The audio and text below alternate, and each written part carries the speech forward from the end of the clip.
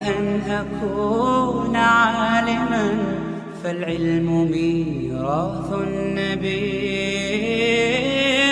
بالعلم بل بالأدب تنال أعلى الرتب فعش حياة العلماء وقرأ صنوف الكتب. اصل مسئلہ تو میں عرض کر رہا تھا کہ نیک اعمال سے ایمان مضبوط ہوتا ہے اور برے اعمال سے ایمان کمزور ہوتا ہے. بس ہمیں اپنے ایمان کو مضبوط کرنا چاہیے. کیا طریقہ ہے؟ اعمال صالحہ کی طرف آؤ، برائیوں سے رکو اور برائیاں چھوڑو گے، نیک اعمال کی طرف آؤ گے، خود بھی آؤ گے، دوسروں کو بھی لاؤ گے، تمہارا ایمان قوی ہوگا. اور ایمان قوی پر آثار مرتب ہوتے ہیں، کمزور ایمان پر کچھ مرتب نہیں ہوتا. دوسری بات، نیک عمل، اس کے بارے میں بھی لوگوں میں ایک غلط فہمی. لوگ سمجھتے ہیں نماز پڑھ لو، روزہ رکھ لو، نیک عمل ہو گیا. زکوٰۃ چاہے دو یا نہ دو، حج چاہے کرو چاہے ٹلاتے رہو، پر نماز روزہ کر لو، نیک عمل ہو گیا. میرے بھائیو، ایسا نہیں، ایسا نہیں. انسان کا ہر عمل نیک اور بد ہوتا ہے. نیک عمل بھی ہوتا ہے، برا عمل بھی ہوتا ہے. اور انسان کی زندگی 5 حصوں میں تقسیم ہے. اعتقادات، بلیفز، عقیدے اچھے اور برے ہوتے ہیں، صحیح اور غلط ہوتے ہیں. تمام بلیف اور عقیدے دنیا میں جتنے انسانوں میں پائے جاتے ہیں سب صحیح نہیں ہیں، رونگ بھی ہیں، رائٹ بھی ہیں. تو جو صحیح عقیدے ہیں وہی نیک عمل ہے. عبادات، ورشپ کسے کہتے ہیں، عبادت کسے کہتے ہیں؟ وہ کام جس سے بندہ اللہ کے سامنے اپنی بندگی کا اظہار کرے کہ خدایا میں تیرا ہوں، تیرے حکموں کا پالن کر رہا ہوں. اپنی بندگی ظاہر کرنے والے جتنے کام ہیں وہ ورشپ ہے، بندگی. نماز میں کیا ہوتا ہے؟ یہی تو ہوتا ہے. زکوٰۃ میں کیا ہوتا ہے؟ یہی تو ہوتا ہے کہ خدایا تیرا دیا ہوا مال ہے، تیرے حکم پر نچھاور کر رہا ہوں. یہ جن غریبوں کو دے رہا ہوں میرا ان کا کوئی رشتہ نہیں، مجھے ان سے تھینک یو بھی نہیں چاہیے. میں تو آپ کو خوش کرنے کے لیے ان کو دے رہا ہوں، آپ کا دیا ہوا مال ہے، ان کو دے رہا ہوں. روزے میں کیا ہوتا ہے؟ یہی بندگی کہ خدایا تیری دی ہوئی نعمت ہے، تیرا حکم آیا مت کھاؤ، نہیں کھاتا، نہ کھاتا ہوں، نہ پیتا ہوں، نہ وائف سے کوئی تعلق رکھتا ہوں. حالانکہ یہ تو نے کھانا بھی مجھے دیا ہے، پینا بھی مجھے دیا، وائف بھی تو نے مجھے دی ہے، مگر تیرا حکم پہنچا، اسٹاپ ہو. حج میں کیا ہوتا ہے؟ بلاوا ہے، آؤ میرے گھر، تو ہم لبیک لبیک لبیک کہتے کہتے دوڑے دوڑے پہنچ گئے. بہرحال عبادت کا مفہوم لوگ نہیں سمجھتے. ورشپ بولتے تو لفظ ہیں لیکن اس کی ڈیفینیشن نہیں جانتے. اس کو میں نے سمجھا ہے، ہر وہ کام جس میں اظہار عبدیت ہو، اپنی بندگی کا اظہار ہو خدا کے سامنے، ایسا ہر کام عبادت ہے. اور ایسی عبادتوں کے شریعت نے ہمیں بتلایا کہ یہ عبادت کرو، وہ کرو، وہ کرو، وہ کرو. بہرحال انسان کی زندگی کا دوسرا ڈپارٹمنٹ یہ ہے، اس میں بھی اچھا برا ہوتا ہے، اس میں بھی اچھا برا ہوتا ہے. نماز پڑھی اللہ کو خوش کرنے کے لیے تو وہ عبادت ہے، اور نماز پڑھی دوسروں کو دکھانے کے لیے تو وہ نماز اس کے منہ پر مار دی جائے گی. وہ نیک عمل نہیں ہے. جو نماز دوسروں کو دکھانے کے لیے پڑھی گئی وہ نیک عمل نہیں ہے. اگرچہ وہ نماز ہے مگر نیک عمل نہیں ہے. نیک عمل وہی نماز ہے جو اللہ کی خوشنودی کے لیے پڑھی گئی. مال دیا، کیوں دیا؟ مولا خوش ہو جائے، یہ نیک عمل ہے. مال دیا، کیوں دیا؟ مانگنے والا آ کر بیٹھ گیا، جاتا ہی نہیں، کیسے ٹلاؤں؟ تو $1 $2 دے دیے کہ کتا لقمہ ڈالو تاکہ بھاگے. یہ کوئی یہ $1 $2 تم نے خیرات کی، خیرات ہے ہی نہیں. چاہے 1 پینی خرچ کرو مگر اللہ کی خوشنودی تو عبادت ہے. اور اگر دکھاوے کے لیے خرچ کیا ہے، کسی مجبور ہو کر کیا ہے، کسی اور جذبے سے کیا ہے، وہ عبادت نہیں. یہی حال روزے کا ہے، وہی حال حج کا ہے. بہرحال وہ عبادتیں وہی عبادتیں ہیں جو صرف اللہ کے لیے کی گئی ہیں. حدیث شریف میں ہے کہ جس عبادت میں اللہ کی خوشنودی کے علاوہ کوئی دوسرا جذبہ شامل ہو گیا تو قیامت کے دن اللہ فرمائیں گے انا اغنی الشرکاء، میں تمام پارٹنروں سے عالی شان ہوں، بے نیاز ہوں، مجھے ایسی بھاگیداری والی عبادت چاہیے ہی نہیں. لے جاؤ ان بھاگیداروں کے پاس، ان سے لے لے ثواب. تیسرا ڈپارٹمنٹ ہے انسان کا معاملات، بزنسز. ہم ان دنیا میں رہتے ہیں، بے شمار طرح طرح کے معاملات کرتے ہیں، بیچتے ہیں، خریدتے ہیں، کرائے پر دیتے ہیں، کرائے پر لیتے ہیں، رینٹ پر دیتے ہیں، رینٹ پر لیتے ہیں، کسی کے پاس گروی رکھتے ہیں، مورگیج رکھتے ہیں، مورگیج لیتے ہیں. دنیا بھر کے دندے دنیا میں ہوتے رہتے ہیں. زندگی گزارنے کے لیے جتنے معاملات کرنے پڑتے ہیں، بزنس لفظ انگریزی میں بہت زیادہ عام ہے. وہ وہاں اتنا عام نہیں کہ بھئی یہ میرا معاملہ ہے آپ دخل نہ دیں. اردو میں بھی کہتے ہیں بھئی یہ میرا معاملہ ہے آپ بیچ میں دخل نہ دیں. یہ معاملہ مراد نہیں. بزنس کا لفظ انگریزی میں جتنا عام ہے اور اردو میں معاملہ لفظ عام ہے، اتنا عام نہیں. بلکہ ہم زندگی گزارنے کے لیے جو کچھ کاروبار کرتے ہیں وہ معاملہ، ڈیڈ، یہ بھی جائز ناجائز ہے، اچھے اور برے ہیں. آپ غریبوں کو دیں،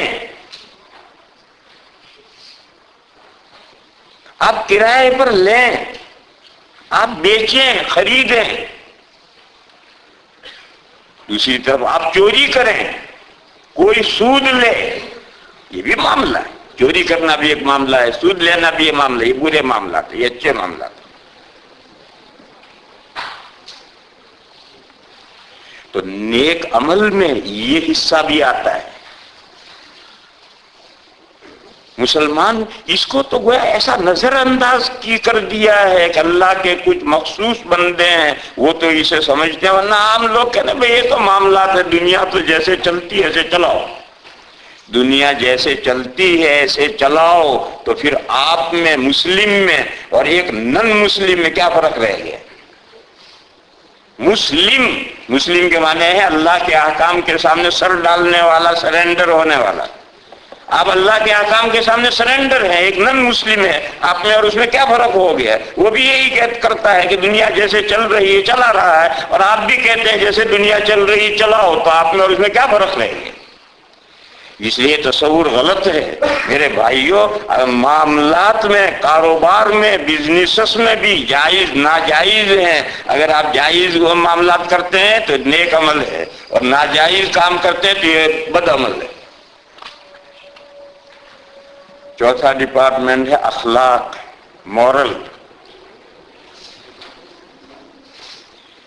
اخلاق میں بھی اخلاق حسنہ اور اخلاق سیئہ ہیں. اچھے اخلاق ہیں اور برے اخلاق ہیں. یہ جو اچھے اخلاق ہیں یہ اعمال صالحہ ہیں، اور یہ جو برے اخلاق ہیں یہ اعمال طالحہ ہیں، برے اعمال. مگر مسلمان اس معاملے میں تو اتنا پیچھے چلا گیا ہے کہ دوسری دنیا کی دوسری قومیں بعض معاملات میں ہم سے ایک قدم اخلاق میں آگے نکل گئی. ہم اتنا پیچھے چلے گئے. مسلمان یہ سمجھتا ہے کہ اخلاق تو گویا دین کا کوئی شعبہ ہی نہیں. حالانکہ حدیث شریف میں حضور نے فرمایا ہے بعثت لأتمم مکارم الاخلاق، مجھے مبعوث اس لیے کیا گیا ہے کہ میں سارے اچھے اخلاق اپنی امت کو سکھلا دوں. میں امت کو اچھے اخلاق سکھلانے ہی کے لیے بھیجا گیا ہوں. پیغمبر تو یہ فرما رہے ہیں، اور آج مسلمانوں کی صورتحال کیا ہو گئی ہے مورل میں، اس کو مجھ سے زیادہ بہتر آپ سمجھ سکتے ہیں۔ یہاں تو سمجھنے کی بات ہے کہ یہ انسان کی زندگی کا ایک چوتھا ڈپارٹمنٹ ہے، اخلاق، مورل، اسلامی اخلاق ہیں وہی نیک اعمال ہیں، اور اسلامی اخلاق کے برخلاف ہیں وہ برے اعمال ہیں۔ اور پانچواں ڈپارٹمنٹ ہے معاشرت، رہن سہن۔ انسان بھینس کی طرح سے نہیں ہے کہ ہر بھینس کھوٹے بندھی ہوئی ہے اور ہر بھینس کی دنیا الگ ہے۔ انسان ایسا نہیں، انسان مدنی تباہ ہے، انسان سوشل لائف جیتا ہے، اور سوشل لائف جینے کے لیے اکیلا نہیں ہوگا، اس کے ساتھ ماں باپ کے ساتھ اولاد ہوگی، شوہر کے ساتھ بیوی ہوگی، بھائیوں کے ساتھ بہنیں ہوں گی، دوسرے ریلیٹیو ہوں گے، آدمی کے ساتھ نیبر ہوگا۔ نیبر ایک محلے میں نیبر ہے، اور ایک آپ ٹرین میں بیٹھے ہیں، آپ کا جو نیکسٹ بیٹھا ہوا وہ بھی صاحب و بالجنب، وہ بھی نیبر ہے۔ آپ بس میں بیٹھے ہیں تو آپ کا جو نیکسٹ ہے وہ بھی صاحب و بالجنب ہے، وہ بھی نیبر ہے، اور نیکسٹ نہیں اس کے بعد کا سیٹ پر جتنے وہ بھی سب نیبر ہیں۔ ان سب کے ساتھ انسان کو ڈیل کرنی، معاملات کرنے، اور ان تمام میں شریعت نے احکام دیے کہ دیکھو رہن سہن اس طرح سے رہے۔ اولاد ماں باپ کے ساتھ کیسے، ماں باپ اولاد کے ساتھ کیسے، میاں بیوی کے ساتھ کیسے برتے، بیوی شوہر کے ساتھ کیسے برتے، رشتے داروں کے ساتھ، غریبوں کے ساتھ، مسافروں کے ساتھ، پڑوسیوں کے ساتھ۔ پڑوسی چاہے کوئی ہو،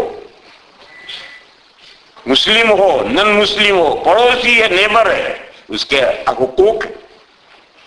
حدیث شریف میں فرمایا حضور نے کہ برابر جبرائیل مجھے نیبر کے بارے میں تاکید کرتے رہے کہ نیبر کے ساتھ اچھا معاملہ کرو، نیبر کے ساتھ اچھا معاملہ کرو۔ حضور نے فرمایا مجھے یہ اندیشہ ہوا کہ کہیں نیبر کے وارث ہونے کا حکم نازل نہ ہو جائے، کہ جیسے ہمارے بیٹے اور بھائی بہن وارث ہیں، نیبر بھی وارث ہے چاہے وہ کوئی ہو۔ مجھے یہ اندیشہ ہوا کہ یہاں تک کے احکام نہ آ جائیں۔ بہرحال یہ معاشرت ہے۔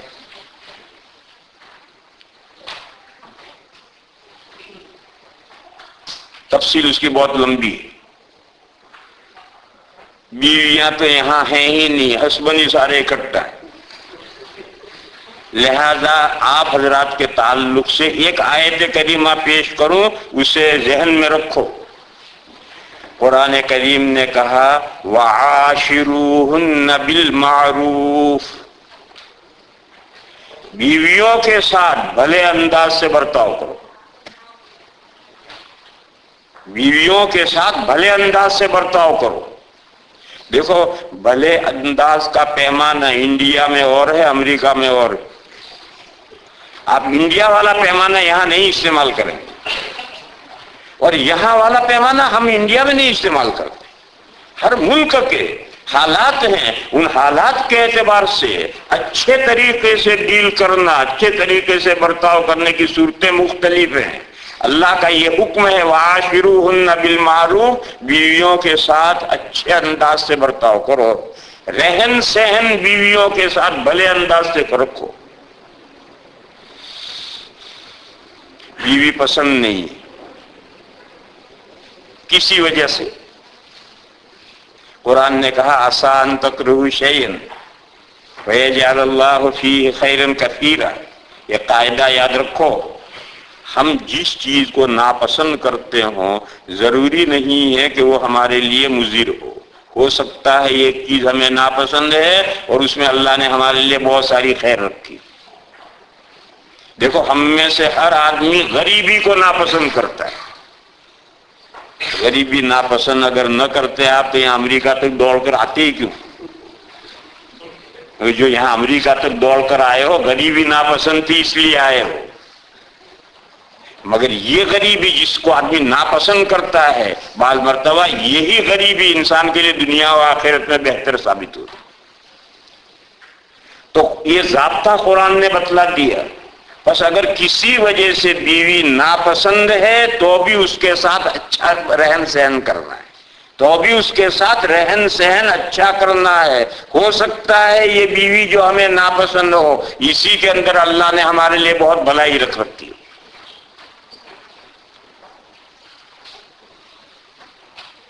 اور حدیث شریف میں کیا ہے؟ بخاری کی حدیث ہے، استوصوا بالنساء خیرا فإنہن خلقن من ضلع. فرمایا عورتوں کے ساتھ، بیویوں کے ساتھ اچھا برتاؤ کرنے کی میں آپ حضرات کو یعنی امت کو تاکید کرتا ہوں. میری یہ تاکید قبول کرو، پلے باندھو.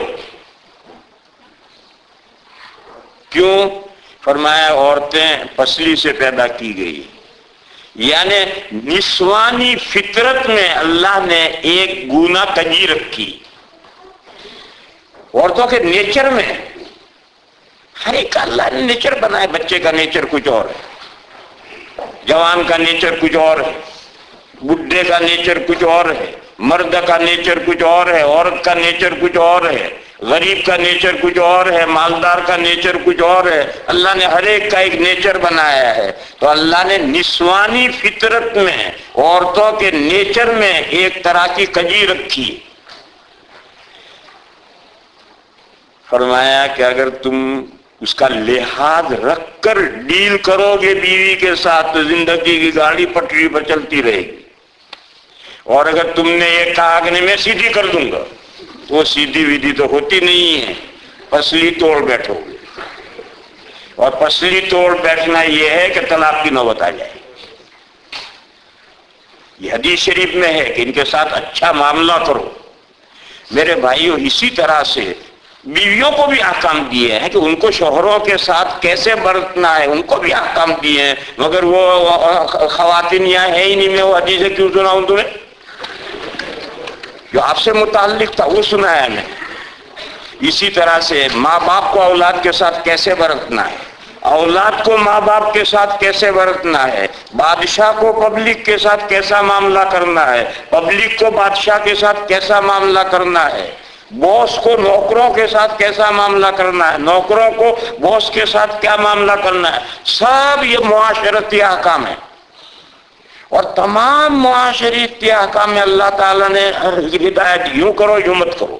جو کرنے کو کہا ہے وہ نیک عمل ہے، جو کرنے سے منع کیا وہ برا عمل ہے. یہ گول گول مضمون بیان کر رہا ہوں میں. 5 ڈپارٹمنٹ ہے انسان کی زندگی کے: اعتقادات، عبادات، معاملات، اخلاق اور معاشرت. انسان کی زندگی کا کوئی حصہ اس سے باہر نہیں ہے. اور ان 5 سلسلوں میں شریعت نے جو احکام دیے ہیں اس کا فالو کرنا یہ نیک عمل کرنا ہے، اس کے اگینسٹ چلنا یہ برا عمل ہے. تو کامیابی کی زندگی سے ہمکنار کرنے والی جو 4 باتیں ہیں ان میں ایک یہ. چوتھی چیز، تیسری چیز، وَتَوَاصَوْا بِالْحَقِّ. آپ حضرات عربی اگر جانتے ہوتے تو تواسی کا مفہوم سمجھتے. تواسی کا مفہوم ہے میں آپ کو وصیت کروں، تاکید کروں، اور آپ مجھے وصیت کریں، تاکید کریں، ہر ایک دوسرے سے. کسی کام کے کرنے کی وصیت کرنا، وصیت کرنے نے مرنے کے پیچھے کر کہنا نہیں، زندگی میں کسی کام کی نہایت تاکید. تو کمیونٹی کا ہر فرد دوسرے کو یہ تاکید کرتا رہے کہ دین حق کو مضبوط تھامیو. تواسی بالحق، دین حق کو مضبوط پکڑنے کی وصیت کی جائے. دیکھو وصیت زبان سے بھی ہوتی ہے اور وصیت عمل سے بھی ہوتی ہے. میں تقریر کر رہا ہوں یہ بھی ایک وصیت ہے. اور اس سے آگے بھی وصیتیں ہوتی ہے کہ میں آپ کو دین سکھاؤں. یہ دین کیوں سکھا رہا ہوتا کہ آپ 20 پر عمل کریں، یہ بھی ایک وصیت ہے. اسی طریقے سے میرے بھائیوں آج مسلمانوں کی صورتحال کیا ہو کر رہ گئی ہے، میں ایک مثال دوں، بہت غور سے اس سے ایگزامپل کو سمجھو۔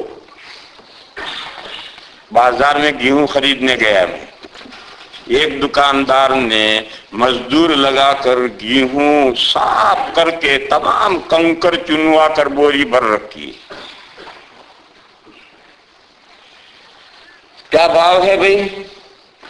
اس نے کہا یہ 700 روپے کا ہے۔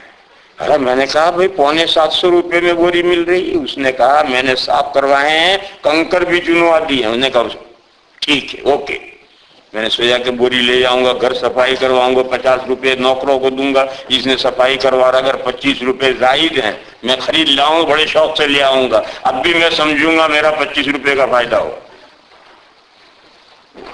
ایک بوری۔ دوسری بوری ہے، اس میں 100 کلو میں 1 کلو کوڑا کرکٹ اور کنکر ہے، اور یہ تو ہر بوری میں ہوتی ہی، کیسی بھی صاف ستھری بوری ہو گھر جا کے صاف کرو گے تو 100 کلو میں سے 1 کلو تو کوڑا کرکٹ اور کنکر نکلیں گے۔ کیا بھاؤ ہے؟ اس نے کہا 700 روپے۔ میں لے آیا۔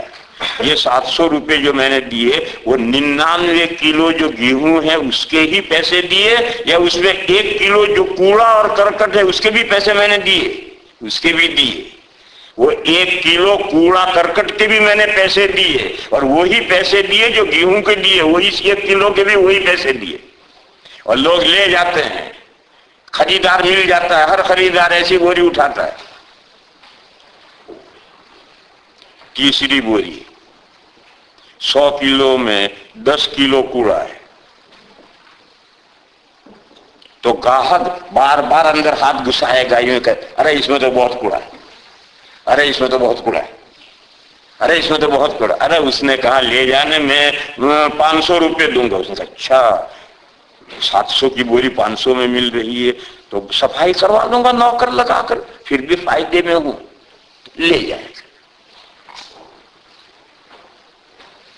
چوتھی بوری، اس میں 100 کلو میں 20 کلو گیہوں ہے، 80 کلو کوڑا ہے۔ وہ دنیا میں کوئی ایسا پاگل گاہک ہے جو اس بوری کو خریدے؟ ارے مفت دو گے تو بھی نہیں لے جائے گا، اس کباڑ کو کیا کروں گا، کون اس میں سے گیہوں نکالے گا؟ حالانکہ اس میں 20 کلو گیہوں ہیں، مگر وہ 80 کلو کوڑے کے ساتھ رلے ملے ہیں، اس کو کوئی گاہک نہیں اٹھائے گا، اگر عقل سے پیدل ہو گیا ہے تو لے جائے گا۔ میرے بھائیوں اب مثال کو منطبق کرو، صحابہ کرام وہ بوری تھے جس میں کوئی ایک کنکر بھی نہیں تھا۔ صحابہ کرام مسلمانوں کا اسلام کی وہ بوری تھے جس کے ساتھ جس میں ایک کنکر بھی نہیں تھا، رضی اللہ عنہم ورضوا عنہ۔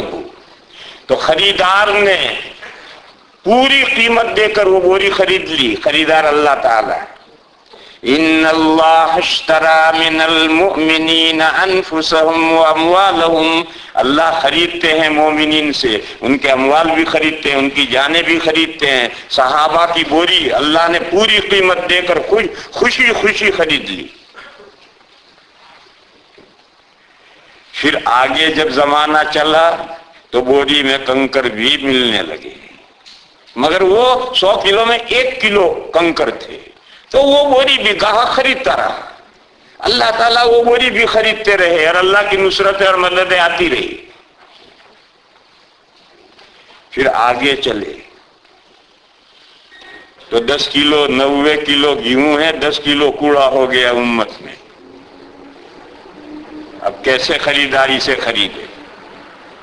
لیکن بہرحال کسی طرح سے وہ بھی کام چلا، وہ بھی گاہک نے سستا ہوا تو لے لیا۔ لیکن آج جو بوری ہے اس میں 80 کلو کوڑا ہے، 20 کلو گیہوں ہے۔ اس وقت جو امت ہے، اس امت میں 80 کلو کوڑا ہے، 20 کلو ہی گیہوں ہے، کون سا خریدار ہے جو اسے خرید لے گا؟ ہمارے بھائی جو راستے میں جو ڈرائیور تھے اور جو مجھے تقریر پلا رہے تھے، وہ تقریر یہ پلا رہے تھے کہ مسلمان بہت پریشان ہیں، اللہ کی مدد کیوں نہیں آ رہی، اور مسلمان یہ کہتے ہیں کہ ہم مسلمان ہیں، اللہ ہماری خبر کیوں نہیں لیتے۔ جاہلوں کی ایک بار لطیفہ سناؤ. ویسے لطیفہ بکواس. ہمارے یہاں دیوبند میں، ہندوستان میں فسادات ہوتے رہتے ہیں، دیوبند میں بھی ایک مرتبہ ہندو مسلم فساد ہوا. اور ظاہر ہے کہ ایسے موقع پر پولیس ہندو کے ساتھ ہوتی ہے تو مسلمان کو دبایا ہی جاتا ہے. تو چوراہے پر دو بڈھے کھڑے کھڑے باتیں کر رہے ہیں. ایک بڈھے نے دوسرے بڈھے سے پوچھا، ارے چودھری، اللہ میاں ہماری کیوں خبر نہیں لیتا؟ وہاں بڑے آدمی کو چودھری کہتے ہیں. کہ چودھری، اللہ میاں ہماری خبر کیوں نہیں لیتا؟ ہم پیٹے جا رہے ہیں، مار کھا رہے ہیں، اللہ میاں ہماری خبر کیوں نہیں لیتے؟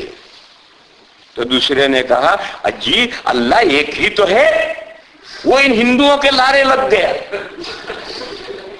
یہ لارے اردو کا لفظ ہے مقامی، لائن. اس نے کہا خود اللہ ایک ہی تو ہے، وہ ان ہندوؤں کے لارے لگ گیا. اب ہماری مدد کون کرے؟ دوسرا خدا تو ہے ہی نہیں. دوسرا خدا ہوتا تو ہماری مدد کرتا، مگر خدا تو ایک ہی ہے اور وہ ہندوؤں کے لارے لگ گئے، ان کی لائن میں کھڑا ہو گیا. لا حول ولا قوت الا باللہ. یہ تو بکواس ہے. مگر اس بکواس میں بھی سبق ہے. اس بکواس میں بھی سبق ہے. وہ سبق یہ ہے کہ کبھی لڑکا شرارت کرتا ہے تو نوکر سے کہتے ہیں بجا اس کو. حالانکہ لڑکا لڑکا ہے، نوکر نوکر ہے، مگر نوکر سے باپ کے بجا اس نالائق کو. تو کوئی بیٹا مبغوض ہو گیا؟ نہیں، بیٹا بیٹا ہے، نوکر نوکر ہے. مگر یہ شرارت کرے گا تو نوکر سے اس کو بجوائیں گے، پٹوائیں گے. تو اللہ تعالیٰ کبھی ہمارے دشمنوں سے ہمیں پٹواتے ہیں تاکہ ہم سیدھے ہو جائیں. مگر بیٹے بہرحال بیٹے رہتے ہیں، وہ دشمن نہیں ہو جاتے. لیکن ان کو سیدھا کرنے کے لیے کبھی اللہ دشمنوں سے بھی پٹواتے ہیں. ساؤتھ افریقہ کے امیر جماعت تھے بھائی پاڑیا رحمت اللہ علیہ. میرے بہت پرانے دوست تھے، انتقال ہو گیا. انہوں نے خود مجھے ایک قصہ سنایا، کوئی دوسرے کا واسطہ نہیں. وہ کہتے تھے کہ ہم جماعت لے کر فلسطین میں قریہ خلیل میں گئے. ایک گاؤں ہے قریہ خلیل، کہتے ہیں وہاں حضرت ابراہیم کی قبر ہے. حضرت ابراہیم کا وہ گاؤں کہتے ہیں، اللہ جانے.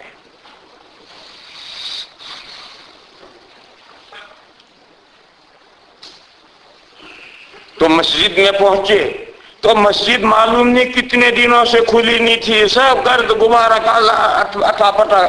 تو جماعت نے جا کر مسجد صاف کی، دلہا کو کیا، پھر گاؤں میں گشت کی اور گاؤں والوں سے، سارا گاؤں مسلمانوں کا ہے، گشت کیا اور لوگوں سے کہا بھائی مسجد میں آؤ. تو ان مسلمانوں نے کیا جواب دیا؟ انہوں سب عرب ہیں. انہوں نے جواب دیا کہ اللہ نے ہمارا قبلہ ہم سے لے کر ہمارے دشمنوں کو دے دیا. بیت المقدس پر اسرائیل کا قبضہ، ہمارا قبلہ اللہ نے ہم سے لے کر ہمارے دشمنوں کو دے دیا. لہذا اللہ پہلے ہمارا قبلہ واپس کریں تو ہم مسجد میں آئیں گے. میرے بھائیوں، کارواں کے دل سے احساس زیاں جاتا رہا. مسلمان کہاں پہنچ گیا؟ ارے تمہارا قبلہ تم سے لے کر دشمن کو اس لیے دیا ہے کہ تم کسی قابل نہیں رہے تھے. اب بھی تم سیدھے ہو جاؤ تو تمہارا قبلہ تمہیں واپس مل سکتا ہے.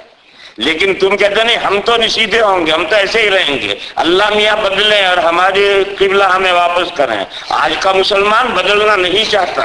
ہم جس پوزیشن میں اسی حال میں رہیں گے، اپنے آپ کو نہیں بدلیں گے. اللہ بدلے اپنے آپ کو، ان کی سنت بدلے، وہ ہماری کیوں مدد نہیں کرتے؟ میرے بھائیو، ایسا تو ہوتا نہیں.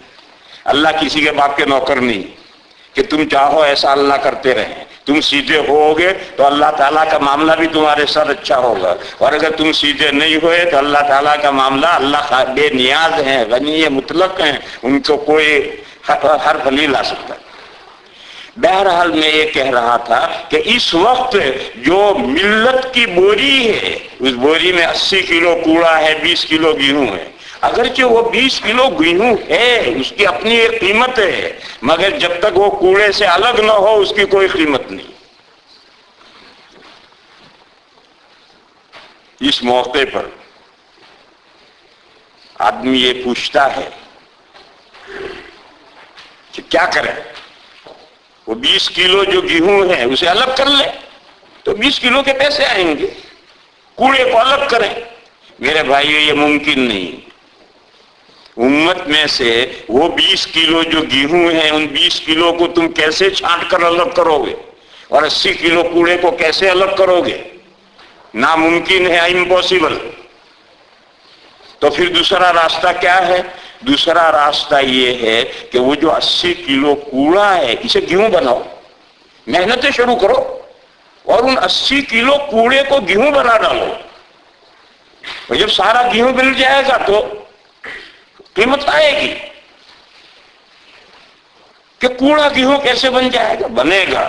انبیاء جب بھی دنیا میں تشریف لاتے ہیں تو وہ ایسی بوری جس میں 60% کوڑا ہوتا ہے اسے چینج کرتے ہیں، گیہوں بناتے ہیں اور 60% گیہوں بنا ڈالتے ہیں. انبیاء جب دنیا میں کوئی بھی نبی مبعوث کیا جاتا تھا تو دنیا میں مومنین کہاں ہوتے تھے؟ میرے آقا جب مکے میں مبعوث ہوئے کون تھا؟ انسانوں کی بوری، ایسی بوری تھی جس میں 60% کوڑا تھا. میرے آقا نے محنت کی اس پر اور 23 سال 23 ایئرز میں اس بوری کو جس میں 60% کوڑا تھا 60% گیہوں بنا دیا اور خریدار خوش خوش لے گیا. تو جب انبیاء ایسی بوری کو جس میں دانا نام کو نہ ہو ساری بوری گیہوں بنا سکتا ہے تو ہم 80 کلو کو گیہوں کیوں نہیں بنا سکتے؟ ہماری بوری میں 80 کلو کوڑا ہے، 20 کلو تو آلریڈی اس میں گیہوں ہے، تو ہم 80 کلو پہ گیہوں کیوں نہیں بنا سکتے؟ بنا سکتے مگر اس کے لیے بڑی جد و جہد کرنی پڑے گی، بڑی محنتیں کرنی پڑیں گی اور محنت کسی ایک لائن سے نہیں ہوگی. دیکھو آج کل یہ بھی ایک غلط فہمی پائی جا رہی ہے. لوگ ایسا سمجھتے ہیں کہ کوڑے کو گیہوں بنانے کا راستہ صرف تبلیغ ہے. یہ بھی ایک بہت بڑی زبردست غلط فہمی ہے. آپ سارے مسلمانوں کو تبلیغ میں لے جائیں، یہ ممکن ہے؟ ناممکن. آپ سارے مسلمانوں کے بچے کو دارالعلوم میں لے آ کر مولانا صاحب بنا دیں، ممکن ہے؟ ناممکن ہے. یہ تو مختلف تدبیریں اختیار کرنی ہوں گی اور مختلف تدبیروں سے 80 کلو گیہوں بنے گا، 80 کلو کوڑا گیہوں بنے گا. ایک طریقہ کوئی نہیں ہے. ایک طریقے پر اگر قیامت تک بھی محنت کرتے رہو گے وہ 80 کلو کوڑا گیہوں نہیں بنے گا. میں ایک مثال دوں، اس مثال کو میرے بھائیوں سمجھو. ایک ہیرا ہے ہندوستان کا، اس کا نام ہے کوہ نور. وہ 750 گرام کا ہیرا ہے اور اس کی قیمت جتنی پورے ہندوستان کی قیمت ہے اتنی قیمت اس ہیرے کی. اور وہ ہیرا اس وقت لندن میں ہے. میں ایک مرتبہ دیکھنے کے لیے گیا اسے تو معلوم ہوا ہیرا نہیں دکھاتے. جہاں ہیرا رکھا ہے وہاں سے اس کا فوکس ڈالتے ہیں وہاں، پھر اس فوکس کا فوکس وہاں ڈالتے ہیں اور وہ دکھاتے ہیں کہ دیکھو یہ کوہ نور ہے. تو میں نے کہا چوری اور سینہ زوری، ہمارے یہاں سے تو لائے ہیں اور ہمیں فوکس سے دکھا رہے ہیں. مجھے نہیں دیکھنا، میں نے نہیں دیکھا، میں تو چلا ہے چپ چاپ کہ چوری اور سینہ زوری ہمارے یہاں سے لائے ہیں اور ہمیں دیکھاتے بھی نہیں، کہتے فوکس تو دیکھو. بہرحال ایک ہیرا ہے کوہ نور، اس کا یہ ویلیو ہے کہ جتنی ہندوستان کی قیمت ہے اتنی اسے ایک ہیرے 750 گرام کی اتنی قیمت ہے. یہ کوہ نور ہاتھ سے گر گیا اور اس کے 7 ٹکڑے ہو گئے، کوئی چھوٹا کوئی بڑا. بتاؤ یہ جو ٹکڑے ہیں 7، انہوں نے اپنی سابقہ حیثیت باقی یا کھو دی؟ کھو دی. جو کوہ نور 1 پیس کی جو پرائز تھی وہ ان ٹکڑوں کی نہیں رہی. لیکن کیا یہ ٹکڑے بے قیمت ہو گئے؟ نہیں، ہر ٹکڑے کی اپنی جگہ پر ایک قیمت ہے. بس مثال سنو، اگر ان 7 ٹکڑوں میں سے کوئی ٹکڑا یہ کہے کہ میں ہی کوہ نور ہوں تو رانگ. اور اگر ہر ٹکڑا کہے کہ میں بھی کوہ نور ہوں، رائٹ. بس ہی اور بھی کا فرق ہے. آج دین کے تعلق سے کام کرنے والی بے شمار طریقے ہیں. اگر دین کا کام کرنے والا کوئی بھی یہ کہتا ہے کہ میں ہی دین کا کام کر رہا ہوں، رونگ. اور اگر دین کا کام کرنے والا ہر ایک یہ کہتا ہے کہ میں بھی دین کا کام کر رہا ہوں، دس از رائٹ. لہذا میرے بھائیوں، یہ مختلف راہوں سے کام چلے گا اور اس سے وہ 80 کلو گیہوں بنے، پورا گیہوں بنے گا. کسی ایک لائن کی محنت سے وہ 80 کلو گیہوں نہیں بن سکتا. لیکن بہرحال راستہ یہی ہے. جب تک ہم 80 کلو کو کوڑے کو گیہوں نہیں بنائیں گے، اللہ کی مدد، خریدار بوری نہیں اٹھائے گا، خریدار بوری اسی دن اٹھائے گا. لہذا ہمیں ڈیپینڈ کرتا ہے کہ ہم کیا محنتیں کرتے ہیں. ہماری محنتوں پر اللہ کی مدد موقوف ہے. تو میں یہ کہہ رہا تھا کہ تیسرا کام ہے وَتَوَاصَوْا بِالْحَقِّ، دین کو مضبوط پکڑنے کی تاکید کرنا. صرف زبانی تاکید سے کام نہیں چلتا، صرف زبانی تاکید سے کام نہیں چلتا ہے. ہر لائن اختیار کرنی پڑے گی. مدرسوں کی لائن بھی اختیار کرنی پڑے گی، مسجدوں کی لائن بھی اختیار کرنی پڑے گی، تبلیغ کی لائن بھی اختیار کرنی پڑے گی، دعوت کی لائن بھی اختیار کرنی پڑے گی، تعلیم و تعلم کی لائن بھی اختیار کرنی پڑے گی، تزکیے کی لائن بھی اختیار، اور معلوم نہیں کیا کیا اللہ کے دین کے لیے جد و جہد کی کیا کیا لائنیں ہیں، مجاہدے کے کیا کیا طریقے ہیں، سب لائنیں اختیار کرنی ہوں گی. تو انشاءاللہ ایک وقت آئے گا کہ یہ کوڑا چینج ہوگا، گیہوں میں چینج ہوگا. اس وقت ہم امید باندھ کر بیٹھے ہیں کہ گاہک خریدار آتا ہے یا نہیں آتا. تو ہمیں حق پہنچتا ہے کہ ہم گاہک کا انتظار کریں. اس سے پہلے ہمیں کوئی حق نہیں پہنچتا گاہک کا انتظار کرنے. اور چوتھی چیز ہے وَتَوَاصَوْا بِالصَّبْرِ، کمیونٹی کا ہر فرد دوسرے فرد کو یہ تاکید کرتا رہے، سمجھاتا رہے کہ دیکھو دین حق کو تھامنے کی وجہ سے حالات آتے ہیں. کبھی کبھی دین حق پر جمنے کی وجہ سے حالات آتے ہیں. ان حالات میں کیا کیا جائے؟ برداشت، سہنا، صبر و ہمت سے کام لینا. جو حالات آئیں گے میرے بھائیوں وہ سر پر سے گزر جائیں گے. اور اگر آپ بے صبرے ہو گئے، ہم حالات سے ڈر گئے تو اپنا ہی نقصان کریں گے. حالات تو دنیا میں آتے ہیں، نبیوں پر نہیں آئے، نبیوں پر بھی حالات آئے. نبیوں کے صحابہ پر نہیں آئے، نبیوں کے صحابہ پر بھی حالات آئے. قرآن کریم میں ہے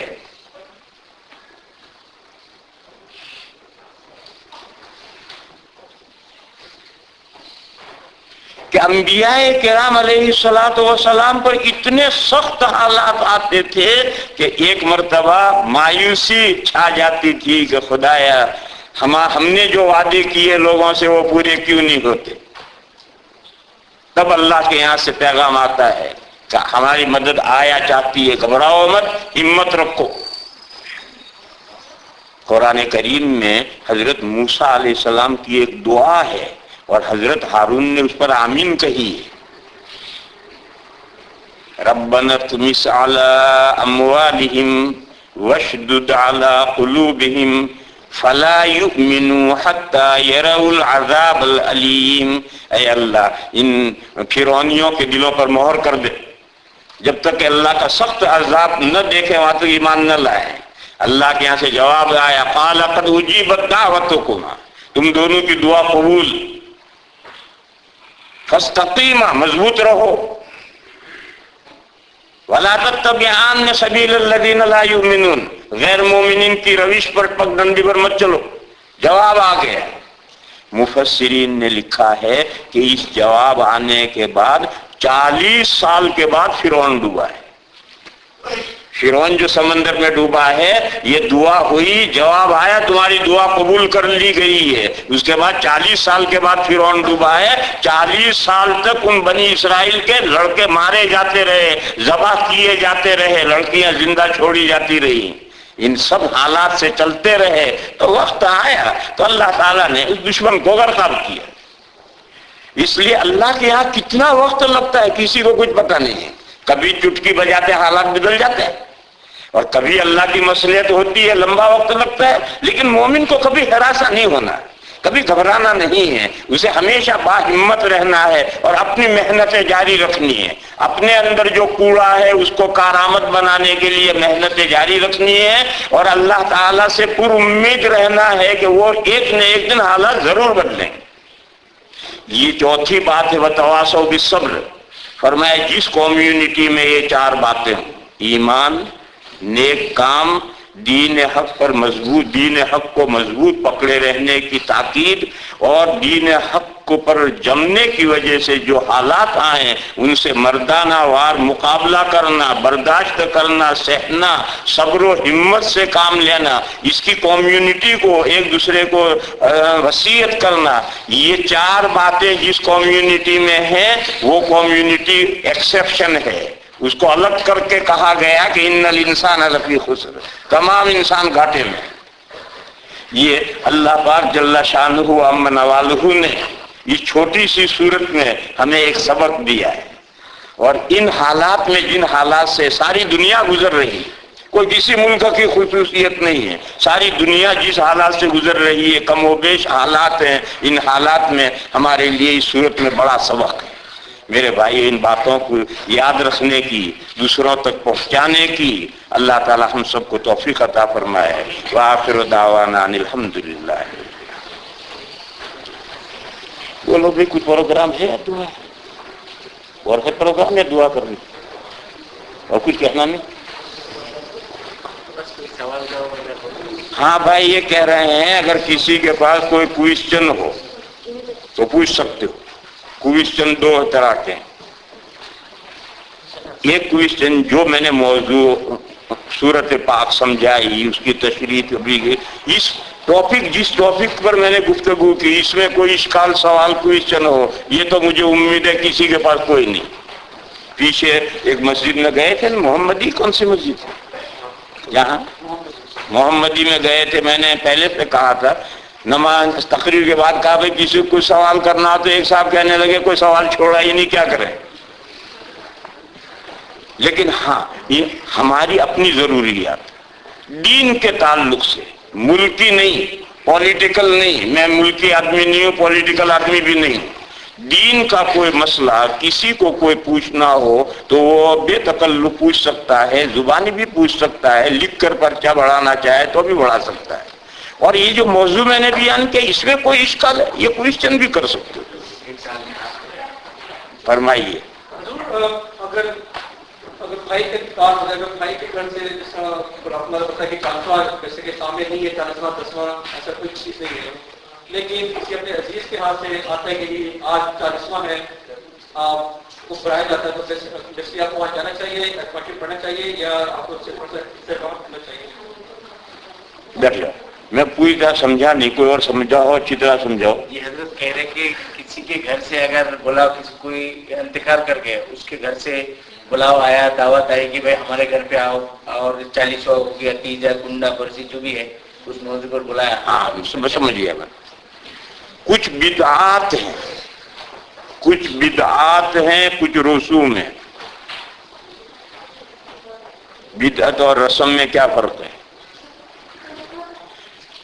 رسم وہ ہے جو گردن میں توق بن گئی، پیروں میں بیڑی بن گئی، اور اس کو کرنا ہی ہے، ثواب کا کام سمجھ کر نہیں کرتے لوگ، وہ کوئی ثواب کا کام سمجھ کر نہیں کی جاتی، دنیا کا معاملہ کرنا ہے۔ جیسے شادی کی رسمیں، شادی میں سب رسمیں ہوتی ہیں، وہ کوئی عبادت سمجھ کر نہیں کی جاتی، مگر خواہی نہ خواہی کرنا ہے۔ اور دوسری ہے بدعت۔ بدعت ہر وہ کام ہے جس کا شریعت میں کوئی اصل نہیں پائی جاتی، اس کا کوئی جڑ موڑ اسلام میں قرآن و حدیث کی تعلیمات میں نہیں ہے، لوگوں نے نئی چیزیں دین میں داخل کی ہیں، شروع کی ہیں، اور ان کو عبادت سمجھ کر کیا جاتا ہے، ثواب کا سمجھ کر، یہ بدعت ہے۔ اور شریعت کا حکم ہے بدعات کو بھی چھوڑو، رسوم کو بھی چھوڑو، کوئی رسم بھی نہیں کرنی، کوئی بدعت بھی نہیں کرنی۔ موت پر غمی پر بدعتیں ہوتی ہیں، اور خوشی میں جیسے نکاح میں رسمیں ہوتی ہیں، تو خوشی غمی کی رسمیں اور بدعتیں، خوشی میں ہمیشہ رسمیں ہوں گی اور غمی میں بدعتیں ہوں گی. یہ رسمیں بھی چھوڑنا ہے، یہ بدعتیں بھی چھوڑنی، مگر معاشرے میں ہے. بس اگر کسی ایسی صورت پیش آئے کہ کسی رسم میں پارٹیسپیٹ ہونے کے لیے انوائٹ کیا جائے یا کسی بدعت میں شریک ہونے کے لیے کیا جائے، بلایا جائے، تو آدمی کو اس سے دور رہنا چاہیے، بچنا چاہیے. نہ رسم میں شرکت کرنی چاہیے، نہ بدعت میں شرکت کرنی چاہیے. قرآن کریم میں ہے فَلَا تَقْعُدْ بَعْدَ الذِّكْرَى مَعَ الْقَوْمِ الظَّالِمِينَ. جب آپ کو صحیح دین پہنچ گیا، آپ نے جائز ناجائز کو سمجھ لیا، سنت اور بدعت کو سمجھ لیا، رسم اور احکام شرع کو آپ نے پہچان لیا، تو اب ظالموں کے ساتھ مت بیٹھو. جو رسوم میں مبتلا ہیں، جو بدعت میں مبتلا ہیں، ان کے ساتھ ہم آہنگی مت کرو، بچو، کوشش کرو دور رہنے کی، بچنے کی کوشش کرو. جی نیکسٹ اس نے آپ کا فرمائیے سر. آپ بتائیں.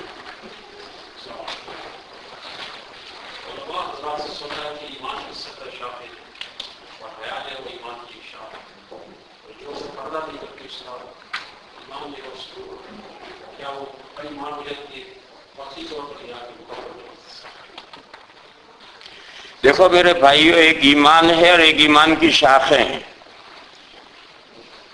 برانچز ہیں. یہ جتنے اعمال صالحہ ہیں یہ سب ایمان کی برانچز ہیں، چھوٹی اور بڑی. اور کسی درخت کی ایک یا دو شاخیں کٹ جائیں تو درخت رہا یا ختم ہو گیا؟ کسی درخت کی ایک یا دو یا چار شاخیں نہ رہیں، کٹ جائیں، تو درخت رہا یا نہیں رہا؟ رہا. یہی جواب ہے ان کا کہ اگر کوئی نیک عمل، مثلا اس کی بیوی پردہ نہیں کرتی، تو یہ ایمان کی ایک شاخ ہے. ایک آدمی بے شرم ہے، سڑک کے کنارے پر بیٹھ کر کے پیشاب کرتا ہے، بڑا استنجا کرتا ہے، یہ ایمان کی ایک شاخ ہے. اگر یہ شاخ کٹ جائے تو اس سے ایمان کا درخت ختم نہیں ہوتا. جی نیکسٹ کس نے؟ یہ پائے. السلام علیکم. وعلیکم السلام. اور یہاں مسجد ہے، اس کو سائن بورڈ ہے باہر میں مسجد لکھا ہوا، اور انہوں نے جس پارٹی مسجد قائم کیا، انہوں نے وہ بنایا پرائیویٹ پراپرٹی، اس میں نماز سمجھا جائے. سمجھا کوئی؟ مسجد والے مسجد تو بنایا، سائن بورڈ وغیرہ بھی لگا دیا، لیکن مالک مسجد جنہوں نے وقف کیا یا تو مسجد کی ترتیب بنائی، ان کا کہنا یہ ہے کہ میرا اپنا پراپرٹی ہے، دعویٰ کرتے ہیں مسجد بنانے کے بعد بھی. اس جیسے مسجد میں نماز پڑھنا کیسے ہوگی؟ میرے بھائیو، یہ مسئلہ نہیں، یہ تو معاملہ ہے. آپ ایک فریق ہیں، دوسرے فریق کی بات سنیں تب جواب دیں گے. دیکھو، وہ مسئلہ جس میں معاملہ ہو، اس میں ایک فریق کی بات سن کر ہم جواب نہیں دیتے. آپ کا نیکسٹ فریق کون ہے، وہ بھی سامنے آئے، وہ اپنی بات کہے، آپ اپنی بات کہیں، تو دونوں کی بات سن کر جواب دیا جائے گا. یہ سادہ مسئلہ نہیں، اسے سمجھو اچھی طرح سے. ایک نماز روزے کے مسئلے پوچھتا ہے، یہ پوچھو جواب لو. لیکن ایک مسئلہ جھگڑ معاملہ ہے، مسئلے کے ساتھ معاملہ الجھ گیا، تو آپ ایک فریق کی بات سن کر جواب کبھی بھی نہیں دیں گے جب تک دوسرے کی بات نہ سن. جی